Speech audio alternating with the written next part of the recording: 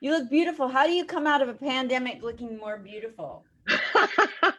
You don't go outside. You don't go outside and you eat nothing but fatty foods. Facebook, looky here. Thank you, Mark Zuckerberg, for having Facebook and whoever created Zoom. This is so much fun. Today we have the amazingly beautiful, talented Jozalyn Sharp. Say hi to I'm so everybody. happy. Hello. Yay. I'm so happy to be here. You've been reaching out. We just haven't been able to make it work. I know. I love this lady and I love her comedy and I love what she does in the community of comedy. And you got to get to know her, you got to follow her and support her career. That's what this whole comic spot is about. It's to vet out veterans of comedy. And Jocelyn is just that. You can find Aw. her you can find her doing things all over the Vegas Strip. But let me read this intro because this is super dope. Hold on while I unplug and untag things here. Okay, here we go. Here's her intro, her bio, her intro, whatever. Jozalyn Sharp is a Nevada native who shares her unique experiences traveling and partying her way across the country on stage nightly. Now, if that doesn't grab you, nothing will. Her stand up is characterized by honest and unedited looks at sex, relationships, life, and her own body. A self proclaimed nerd, she rebelled against mainstream life after turning down massive scholarships out of high school. Very different from me. To pursue a career in stand up comedy. Jocelyn rattles the cages of how women are supposed to speak and feel while regaling crowds with stories from her own life. Her candid and honest look at the world, coupled with her rebel nature, makes her relate to both millennials and older generations. Where are we going to find somebody older, Roslyn? Jocelyn? Roslyn? Roslyn? That's like a Everyone city. does that. Everyone calls me Rosalind. My whole life, like literally, I was in a traveling musical theater troupe, and the director had known me since I was 12. We went to the same church. He still called me Rosalind for my whole life. Still calls me Rosalind. Oh my gosh, I'm so sorry. She can be No. she can be seen all across the country and can be seen performing nightly on the Las Vegas Strip. She was a 2018 semifinalist in the Stand Up NBC Comedian Search and is coming to a city near you in 2019, 2020, 21, 22, 20. It just never ends with this girl. She co hosts two podcasts on iTunes. Two, count them, two podcasts on iTunes Metal Sucks and Rise to Offend, both with Las Vegas KOMP 92.3 Brandon Gooch Hahn, and Peter Spajic. Close. Petter Spite. Whoa. You can catch her headlining on the Las Vegas Strip at the Phil Factory at the LA Comedy Club inside the Stratosphere Hotel and Casino. OMG, today we've got a veteran. Woo! I mean, that's really strange for you to call me. I don't even know. This is so weird. I'm not good at like just focusing on myself and talking about myself like this, but it's weird to like I've been doing stand up for 8 years now, so I don't really even consider myself a veteran. Honestly, I still feel like a baby. I haven't even hit the decade mark yet. You're headlining, you're going around the country. Yeah, You're I'm a very lucky. semi-finalist on NBC. You Yeah. have a festival. Let's talk about that festival you do. Can you explain that to people? Yeah, actually, so Ty Rivera, you might have seen him on like Gabriel Iglesias, Stand Up Revolution, Comedy Central, blah blah blah. Anyways, he's all over. He's been around forever. He's a great comedian, friend of mine. He came to me with an idea. Him and Stephen Roberts, one of my very best friends in the world, another comedian here in Las Vegas. And they came to me with this idea for a queer comedy festival. There was never one in Nevada, and Ty, Stephen, and I are some of the few queer people in the Las Vegas scene. I'm bi. Ty and Stephen are gay. And so we came up with this plan. And for about 6 to 8 months, almost a year, we just worked and worked. We reached out to connections, we reached out to companies, we really put a lot of time and effort. And we really just wanted to, because we're comics, we've been to so many bad amateur comedy festivals. We really wanted it to be a good experience for the comedians. And I think we were really successful. I think it was a really fun weekend. I hope we get to do it at some point again. But But honestly, even if that was the only time, I'm totally satisfied because it was just such wonderful memories. We met so many great, amazing comedians from Portland, Austin, all over the country. And we honestly had the best time. Like, and getting to expose and just don't get me wrong, there was 2 shows where we had people walk out because of homophobia.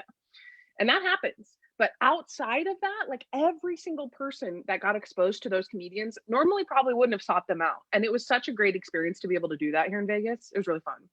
That's so cool. One lady is responsible for keeping me on stage in Portland, Belinda Carroll.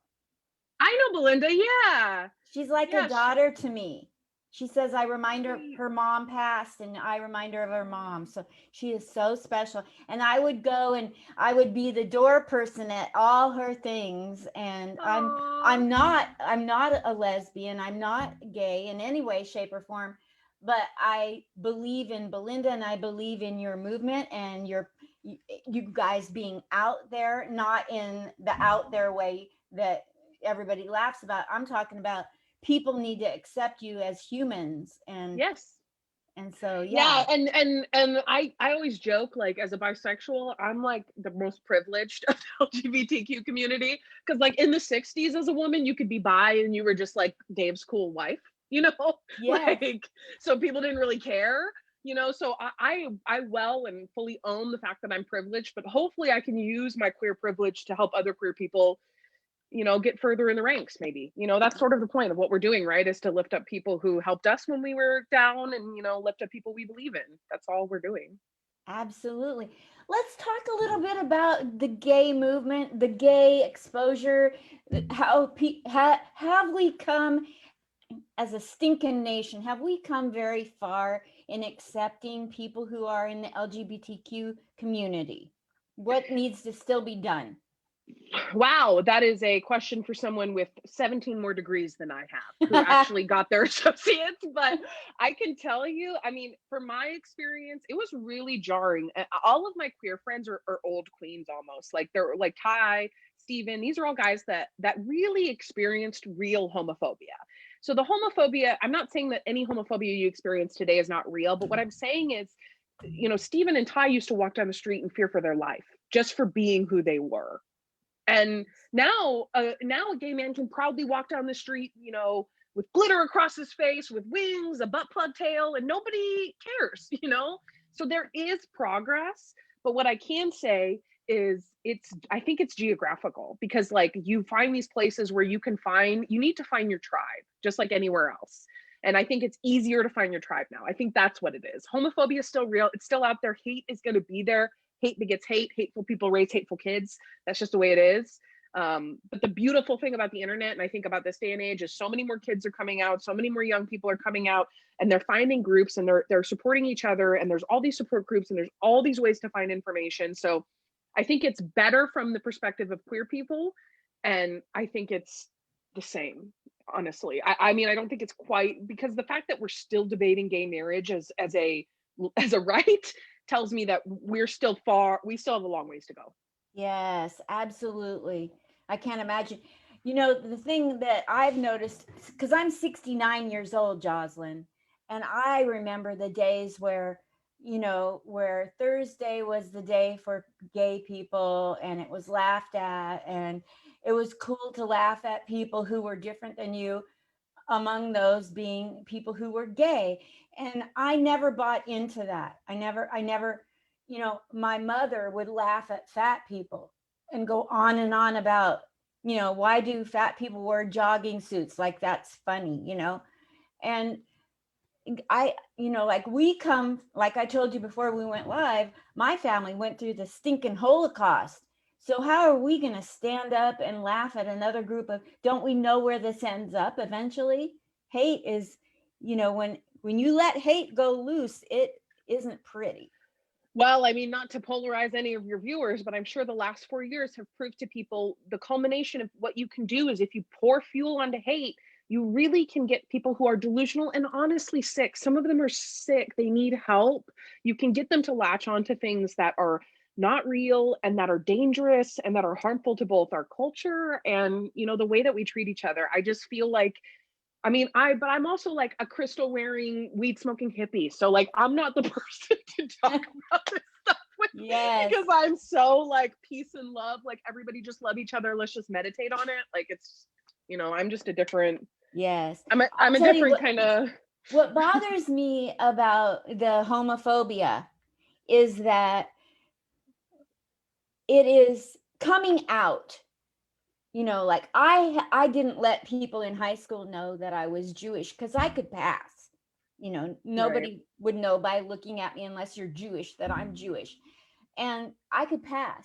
But coming out, the bravery it takes to come out as bi or lesbian or gay or whatever, and then the emotional upheaval internally, and the fear of being rejected by family and friends and coworkers and bosses, and oh my gosh, and the ability that we have to welcome people into their coming out, as opposed to alienating them and maybe helping cause suicide.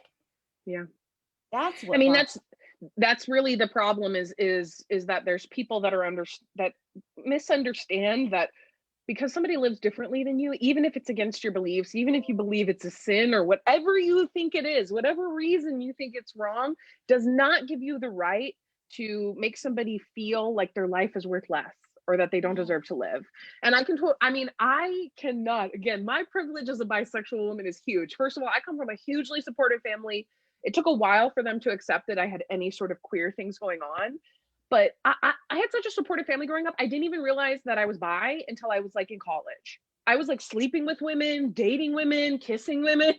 And no, I just thought I was like a fun party girl because like I had only seen, I grew up in a really small town. There was no other, there was like one or two other gay kids. Like, so I really had no exposure to it. So honestly, I really lucked out in that I didn't have to experience coming out as an adolescent because again, even if I did, I'm a girl. So in the 90s and the early 2000s, guys were like, oh, that's hot. Like there was really not that much oppression for a bisexual woman. So again, I try to tread lightly when I talk about these subjects because I'm like, my privilege I didn't really experience oppression in the way that other people did. Like when I came out, my mom was like, whoa, you had sex with a girl? I was like, yeah. And she was like, weird. I was like, okay. So it's very, I don't know. I'm very lucky. I'm very, very fortunate. And I want to be clear about that. But I think that people like me, it's important that we use our privilege and our non-broken down sexuality to help other people, Yes. And that was kind of like, why I was so passionate about Laughed Out is because I know how hard it is for queer comedians to get recognition. They have to work. It's the same thing with females. Female comics and queer comedians have to be 10 times funnier to get the same gigs. Yes, absolutely. I've seen that. And I think it's so great that you come out with your own comedy festival. Like Belinda Carroll has the Portland Queer in Portland. And there's one, and that, because otherwise it's kind of like I've seen maybe one token person in a lineup. And I hate saying that, but it's true. Yeah, it's going to take time. Forever in Hollywood, there was the token Black guy or the token woman or the token lesbian on a cast. And now they're doing better. They're showing more diverse casts. They're doing better about showing more natural queer storylines. Not everything is about them being queer. And so I think it's going to take time and I think we'll get there. And I honestly am curious to see how quarantine has changed comedy.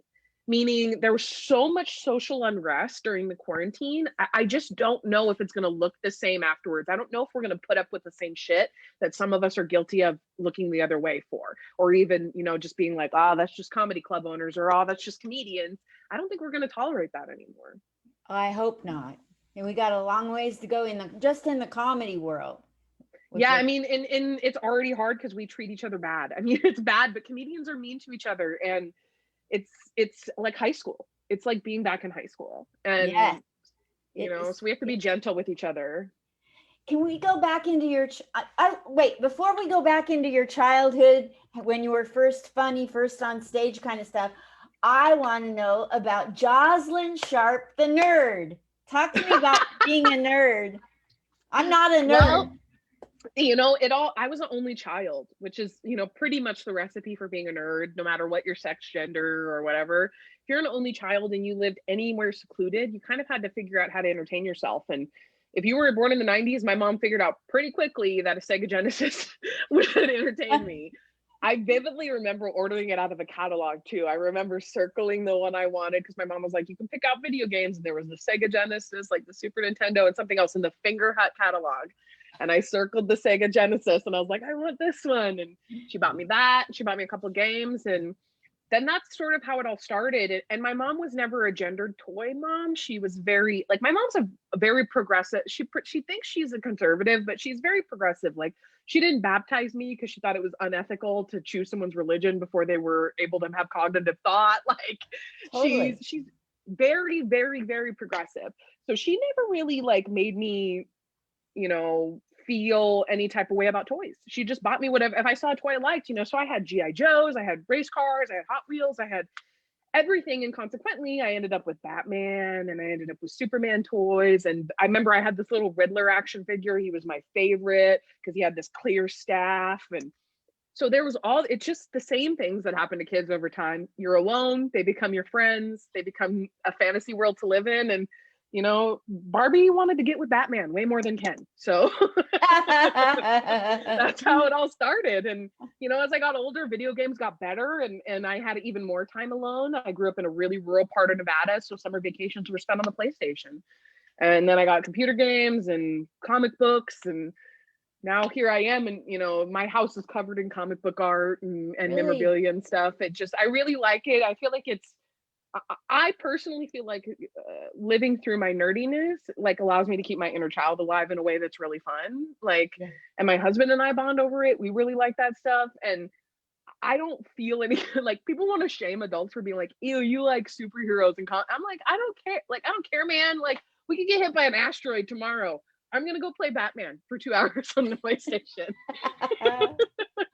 So that's, I mean, really the nerdiness in me, it all came out of like solving anxiety. I have obsessive compulsive disorder. And so, you know, it really was an escape. Video games are escape for me. My brain turns off, all that. Yes, absolutely. So talk to me about your husband. What kind of work does he do? Like, is he involved heavily in your comedy or not so much? No, he's just a really supportive husband. He came to me after I was already a comic, so he's only known me as a comic. He's been around for a long, long time. He used to come to Nacho Daddy to see me perform, which anybody from Vegas who's watching this will know that. That's an old show. He's great. He's really wonderful. He's from the Midwest. He's literally my soulmate. He's my best friend. I only want to spend time with him. I love anyone else who's watching. You're my friend. I love you. I want to spend time with you. But my husband is my favorite person on the planet. So I was very lucky. We met online. Our first date is like my favorite thing about him because it really explains him as a person. He's from the Midwest. He's just like a meat and potatoes kind of guy, but he has a heart so full and so, but he is a ditz. He's a male ditz. For instance, on our first date, we met on OkCupid, the website. And on our first date, we were talking about the perils of online dating. And he was like, yeah, he's like, you never know if someone's going to message you back. Like I messaged this girl. She looked like a Maxim model. She was like a 12 out of 10. And I didn't think she was going to message me back. And I'm like, oh, and so I'm like, playfully, I'm like, well, if you didn't think she was going to message you back, what am I? If you message me? And he goes, oh, you're a 10. And he just continues on with the conversation, not realizing what he's done. And then eventually he realizes I'm making all these 12 versus 10 jokes and he slowly catches on and then he laughs and we're laughing about it all night. And about a week later, this was a week after our first date at work, a dozen roses showed up for me. And the card said, I tried to get them to take out 2, but because I didn't think you would think 12 was for you. And I knew. Good. I was like, that's my fucking soulmate. So I'm sorry, can I curse? Ugh. Yes, please. Okay. I do all the time. Yay. Okay. Yeah. So I knew he was my soulmate from then on. And like we really just we work really hard and he's very supportive. I'm chronically ill, so it's hard to have a chronically ill comedian wife. And he does a really good job. Are you chronic? You have a chronic diagnosis? Yeah, I have arthritis in both my spine and my hip. I am waiting on a hip replacement, and then right now I'm having some neurological symptoms. So they're checking my spine to make sure there's no other issues going on. I've got shit genetics, Linda. Let me tell you. I literally got my grandpa's back, my grandma's hip, my mom's skin. I got everybody's worst like thing. So I'm in pain a lot right now. I'm not working. So if you're in Vegas, come to my show on Friday and buy merch. Just because I'm waiting for some medical results, and that can be hard. But he's a really supportive husband, and he really does a good job of like making me laugh when I don't really want to. That's so important. Oh my gosh. Where are you performing Friday? Friday, I'm at the Strat on the Las Vegas Strip at midnight. I'm headlining the Stupid Town show. Who? Stupid Town, STEWPIDTOUN, the Stupid Town show. It's hosted by Brandon Gooch Hahn, one of my very best friends. He's my comedy sensei, basically. I mean, he's been literally in my ear helping me since I first started doing comedy, since the first time he ever, saw a set where he thought I actually was funny. But he's one of my co-hosts on Metal Sucks. But yeah, he's so wonderful, and he booked me to headline his show on Friday. So midnight Friday at the Strat. Tickets are only $10, or you can pay $30 if you want all you can drink. And it's socially distanced seating. So you don't have to worry about it. It's limited capacity. So come out, have a safe, fun night. And now, how do you get the $10 tickets? I want to come. LAComedyClub.com. Okay, I'll be there. Okay. What do I care if I'm up past my bedtime? You don't got anywhere to be on Saturday morning, Linda? No, not really. Not any morning. I know. Where are we going to go? I know, to our right? computers, to our phones. Yeah, about a month before the shutdown, I was on Jimmy Earl's midnight show. Oh, at LA Comedy Club. Yes. I love Jimmy Earl. He said I killed. Can you believe it? I'm sure you did. I'm sure. That's such a good compliment from Jimmy too. I love Jimmy. Yeah, there's never more. That's a good little sign off if you can get a Jimmy Earl sign off. I know, because he doesn't give those out just, he doesn't. I don't think so. No, yeah. I mean, he was very kind to me. He's very positive. Yeah. He does. Yeah.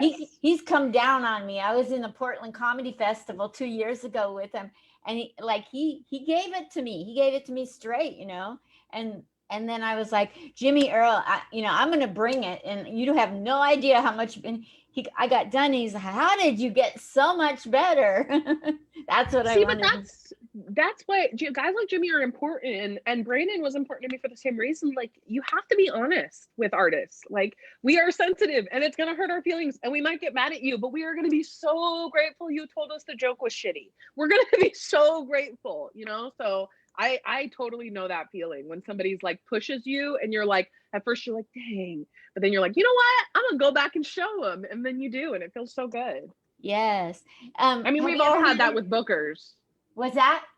We've all had that with bookers where bookers wouldn't book us. And then when they finally do, we crush their room. That's the best. It is. It so is. Oh my gosh. Yeah.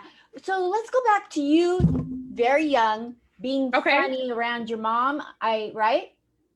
No, I was a really shy, introverted kid. Really, really shy. I was really introverted. Like I said, I was an only child. I spent most of my time playing by myself or reading. I was really into books, really liked writing. I wrote a lot. I wrote a lot of books. I wrote stories about magical animals and stuff. Like, I was a very creative kid, drew a lot, but it was about junior high.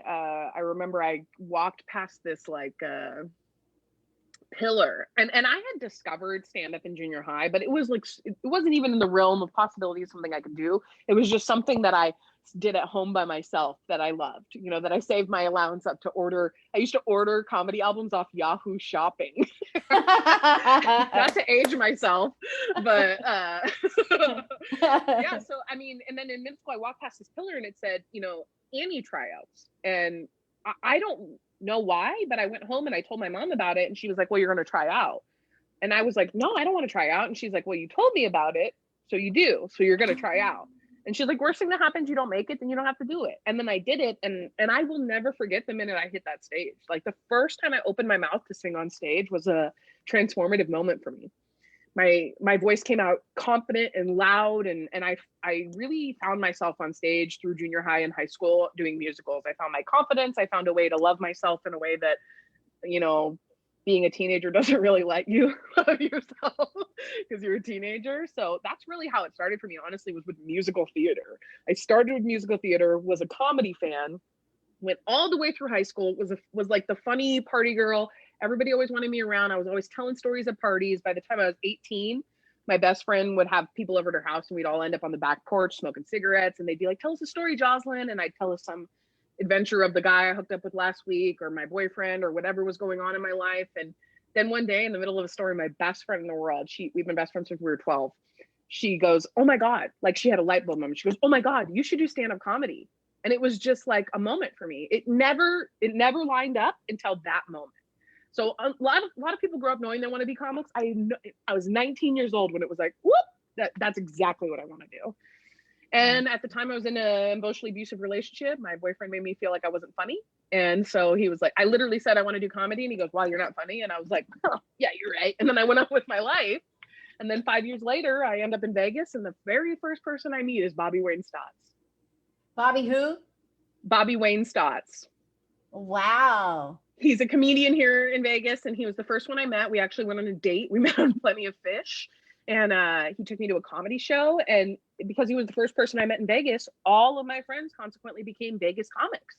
They became my group, as my social group. And before long, they pushed me on stage. And I finally got, because I confessed drunkenly one night that I'd always wanted to do stand-up and I never had the guts. And, you know, it just felt like fate. It felt like fate. You know, I come to Vegas, first person I meet is a stand-up right after I break up with this guy. So it was very like stumbly way to get to comedy. There was never any like, I was only funny at parties. I was like the funny party girl. And I had to work very hard to learn how to translate that to stage. It is hard to translate it. And people don't get that, you know. They come, when I had the meetup in Portland, people would come in and they go, well, I'm here. When's my Netflix special? I'm funny for my friends. Like, hold up. Yeah. That's my favorite in meet and greets when this is a common thing comedians complain about, is that when people come up to you after a show and they're like, my friends say I should do comedy. And you're like, what a weird, I've never, ever like eaten a really good meal at a restaurant and then like ran in the kitchen and tapped the chef on the back and be like, you know, my friends say I should be a chef. You know, like, it's such a weird to see, but it's because, and you know who it always is, and people are going to come for me because people think I'm a feminazi. It's always straight white dudes. It's always straight white dudes who are like, my friends say I should be a comedian. And I'm like, no, they don't. Like, nobody wants you to be a comedian. And it's never a woman. The women are the hecklers. Yeah, women are the hecklers. Women are the worst hecklers on the planet. Sorry, women, not to be anti-feminist, but you are the worst hecklers on the planet. Yes, drunk white hecklers. The last show I had, we had a drunk white girl birthday party. Oh, that is the only thing worse than a drunk white girl birthday party is a drunk white girl bachelorette party. The only thing worse. Yep. And I knew she was going to be route because before the show they were playing music, and you know that can kind of give you an idea of what the audience is going to be like, how they're reacting to the music, and they were singing it from their chairs, like at the top of their lungs. And then she stood up and she had one high heel on and she was dancing. I was like, oh God, this is going to be a show.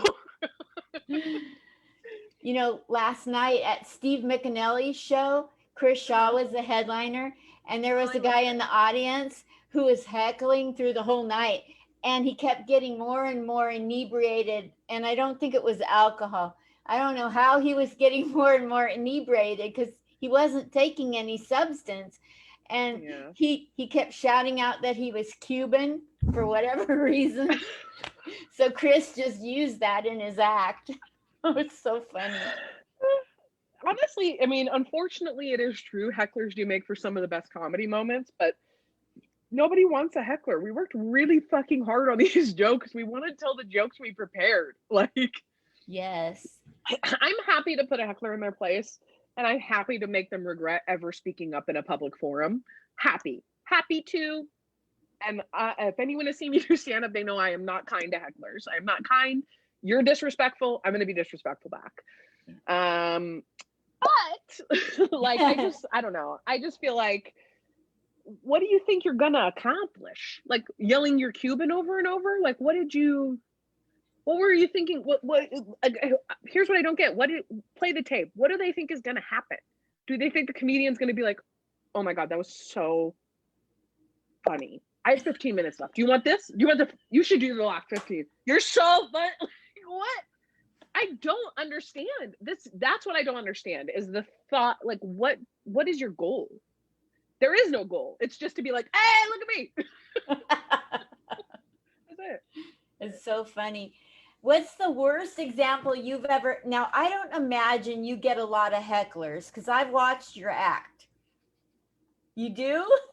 I'm sorry, Linda, that's so funny because I get heckled constantly. I really get heckled a lot. And people in Vegas, well, most of them will attest to have seen me go up a lot. I get heckled more than anyone they know. And it is because I am a strong, tall, foreboding physically woman. So I get heckled by older, middle-aged men constantly. It is always. And the thing about me is there's something about me that I think invokes that. I don't know what it is about my personality, makes me feel friendly, but I get positive and negative hecklers. So that's what I mean is like, I do get heckled all the time, but sometimes it's fun. Like sometimes I'm okay with it because they're just like, yes, girl, I love you. You're killing it. And it's like, it is disruptive, but there's a way to figure out how to make that work with your set. But I do get heckled a lot, actually. You know, that's the interesting thing about hecklers. There's those that are adding to the set and those that are very distracting or mean. Yeah, the ones that really irritate me are the ones that heckle and then turn to talk to the person next to them. You're not watching TV. Like, we can still hear you talking to the person next to you. You just screamed at me, brought attention to yourself. Like, that's really the one that is my biggest pet peeve, because I get it. You paid for a ticket. You came here to see a show. But you know what? Your $10 ticket or your $29 ticket is not worth the 10 years I've put into this shit. So you're not gonna come here and make me feel this is not a customer service situation. So you lose in this battle. You know what bothers me about some comedians is that they go too slow and they ask rhetorical questions while they're going slow, and so the hecklers jump on it. Yes. Like, yeah, you gotta like get rid of your call and response shit when there's a heckler. Like, just if you fly through your set, sometimes like the heckler can't find a place to like jump in, like double dutch. So I mean, that's really what I do sometimes. If the crowd is in it and there's good energy and the jokes are hitting, I'll just make sure I'm following my rhythm and I'm not leaving any space. But good. Sometimes I do, because sometimes I just feel like yelling at a stranger. It's so fun. Oh my gosh. What's the worst example of a heckler that you've seen, and what's the craziest thing you've seen at a comedy club ever? It's probably like a dual story. There was a period of time in Las Vegas comedy where hecklers were getting really, really bad in the bar scene. Not that they're not now, but they were, this was back in the day when we had a show on Trop and Jones called MVPs. It's now a Jackpot Jonies. It used to be a bar called MVPs. And every Wednesday there was an open mic there, and it was like a mixed open mic showcase show. And I was doing that show one night, and there was like 5 people in the audience, 2 girls in the front row, very, very, very messed out faces, like very messed out, like pockmarked, gaunt, missing teeth.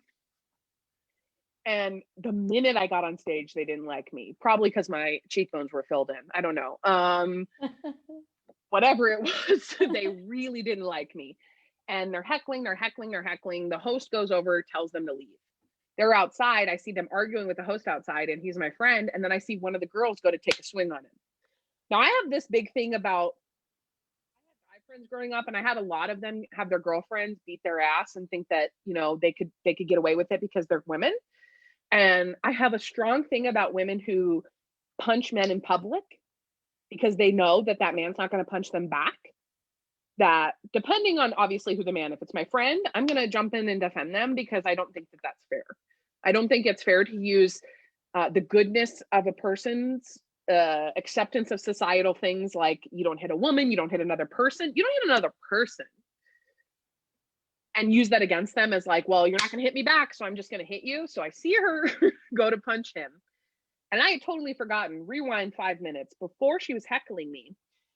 We get into this fight, or while she was heckling me, we get into this back and forth, this fight. And she's like, yeah, well, you're fat. And I'm like, well, I'll get to that in my set if you'll just give me 5 minutes. But, quit stealing my jokes. And I was making fun of her. And, she was like, you need diet pills. And I'm like, I could probably buy them off you. Seems like you're crunching them up and turning them into something else. And we were just doing this back and forth where I was calling her a meth head. She was calling me fat.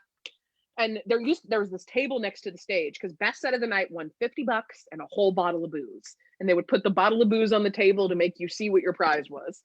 She comes up, she grabs that bottle of booze and she chucks it at me. It misses by a foot. It literally lands in front of the stage, bursts everywhere. I'm laughing, I'm making fun of her. That's when the host escorted her out. And I'm having this set, and then I see that in the corner, and I, without even thinking, I go to jump off the stage to run outside to help him. Twist my ankle. I'm on the ground. My ankle is fully sprained. I immediately know it's sprained. I'm like, well, I back drag myself up on the stage with my hands, pull myself up on the stool, and then just continue telling my set until the host came back in. Oh my God. And that same night, Michael J. Herbert, another comedian from back in the day, doesn't do comedy anymore, but he got a heckler and he had an altercation with them, and he went outside and they were out there and they smashed a pint glass in his face. Oh he has a scar on his face to this day. My God. So that was the craziest show I've ever been at, probably. Wow. That's something else. Well, what's the best you've seen of humanity in comedy? Oh my God. Honestly, the best I've seen of humanity in comedy is AK. I don't know if you know comedian AK McMorris.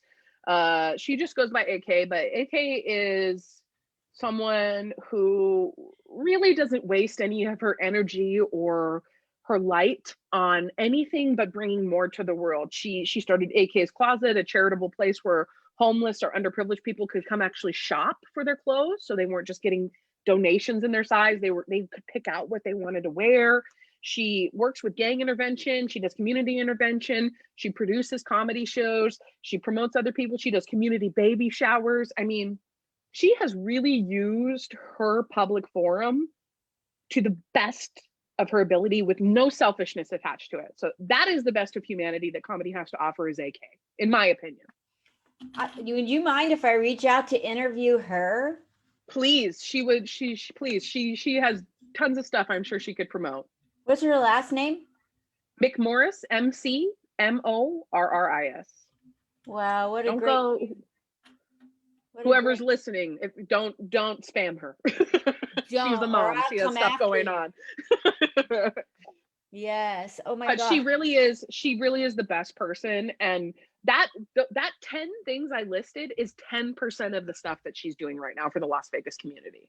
She really is truly, an inspiration. And I believe she inspired the rest of us to be a little bit more. I mean, she inspired me, when 10/1 happened, when the Route 91 shooting happened, the next morning, so many comics got out of their houses, got in their cars and took food to hospitals and collected donations and, coordinated clothing and coordinated. It just was, that's the best I've seen of Las Vegas comedy, is when no matter what shit this country talks about our scene, no matter what shit we talk about each other, when the chips are down, like, we really have the city's back and the city has ours. Wow. That's so cool. Well, I want to give you time to express what you want people to get of your essence and your goal in life. I want you to take up to 5 minutes to talk to people who are tuning in and let them know who you want them to know you really are and what you want them to do for your comedy career. It's honestly pretty simple. The best way you can support comedians you like, and it's so easy and it's free, is to follow them on social media. Follow them, go to their website. Even just clicking links they share helps them. That's all free. You just click follow, all of that. So follow me on everything. You can go to jozalinsharp.com. All my social links are there. You just click them. You can follow me on TikTok. That's where I'm the most active. I post the most stuff there at Wizard of Jaws. Wizard of Jaws, Joz, like Wizard of Oz, but with a J, like the first 3 letters of my name. And if I was wanted people to know my essence, it's just that I really just want everyone to take things a little less seriously. I'm a very silly person. I like being silly. silliness above all else. Silliness and sincerity is like my fucking go-to. I love being sincere. I love showing love and being lovey. And, which has been, it's been hard in comedy. Not everybody gets rewarded for being sincere, but that's okay. I'm working on not caring about that and just being sincere with the people I care about. And being silly. I really do like being silly. I don't need my comedy to say anything. I don't need it to tell a bigger truth. I don't need it to speak truth to power. I just want to be silly and talk about farts. Like, that's really what my essence is. So if you're somebody who needs a breath of everything is so, and I'm not. I'm a very happy-go-lucky, even though I am severely depressed, I really am optimistic and bright side and silver lining. So if you like silly, then you'll like me, because I'm silly and I'm a 10-year-old boy. I am a 10-year-old boy up here. All I think about is boobs, butts, and burritos. Like, that's it. So you're at the LA Comedy Club headlining the midnight show. Is that correct? Yeah, January 22nd, this Friday. Doors open at, I believe, 11:50. Get there early if you want good seating, because it's not assigned seating, it's GA. And then some of the seating is not good because of the social distancing. You're like around a corner, But yeah, it's going to be a really, really fun show. There's a lot of great other comics on the show. And I will have merch. I will have stickers for my podcast, which are free. And I will also have t-shirts for sale. You can see the t-shirts at JozalynSharp.com. Those are also for sale there. And so tell me in a nutshell, the difference between the names of and differences between your two podcasts. Who would be the viewers for each? So Rise to Offend is honestly everyone. And the reason I say that is because it's a documentary podcast. It's not really comedy. Sometimes it's funny. But really we're dissecting, and it's three friends. We're really just discussing the cultural and sociological impacts of offensive people from history. So we've done like Steve Biko, we've done the guy who wrote Leaving Las Vegas, we did South Park, anyone who was offensive, Jenna Jameson, anyone who really ruffled the feathers of society. We do a full documentary, including real audio clips of interviews, audio clips of them speaking with our commentary interspersed. We're really proud of it. That's definitely one that everyone will like. Metal Sucks, I would say definitely if you're a metal fan, if you like metal music, we're interviewing bands like Megadeth, Hailstorm. We talk about the metal news. So if you have a good sense of humor, we make fun of a lot of metal bands. If you're a fan of the Faceless, probably don't listen because we make fun of them a lot. We haven't in a while, but yeah, we have a lot of good times on that podcast. So if you want funny, that's the podcast to go for. Metal Sucks. And then Rise to Offend really is just a good binge for when you're working out, commuting, whatever. Nice. That's great. That's a good balance. Thanks for explaining the two. Yeah, of course. Thank you for letting me. Yes. Is there anything else you want to say? No, I mean, really what I would say is, not to be preachy, but just like everyone chill. Let's just chill on your family, chill on your friends, practice compassion, ask yourself, are you being compassionate before you get mad? And we'll all get through this better. Like we have a lot of cleaning up to do after quarantine. And I think that, we just don't hear the message enough. And I'm trying to tell myself this, which is why I'm saying it to anyone who's listening right now, is just, it's going to be okay. Like, we just have to be kind and compassionate. And no matter what, if we're kind and compassionate, things work out. I like that. Even in comedy, I think that works. Absolutely. Absolutely. I get so sick and tired of all the trite things, like we're all in this together. No, you know what? So many of us aren't in it together. We're fighting with each other every which way we turn. There's nothing but division. And that really, I'm not saying, to ignore fascism or white supremacy. What I'm saying is that, actually ignore it. Don't share the things they share. Don't give them more publicity. Don't point out, just ignore it and highlight the things that you want to see in this world. And that's how we'll get where we want to be. I believe that good has to win. I'm banking. I believe too. Maybe I'm idealistic, but I think that, with all of us focusing on good and manifesting good and trying to do good things, good is going to prevail. Me too. It better. All my money's on good. Shit. I mean, I do not have the physical skills if good does not prevail. I mean, if we go into some sort of like martial law lockdown apocalypse scenario, I walk with a cane and I have a sensitive digestive system. I'm not surviving. Yeah, exactly. I'm not even going to survive a shot. I'm allergic to everything, all the drugs. I'm allergic to most food. You know, you can't shoot me with a drug. I'll die. Just give me a peanut butter sandwich. Yeah, yeah. Give me some Oh, shellfish. It's better odds. Okay, well, you've been so great to stay with me and do this interview. yes.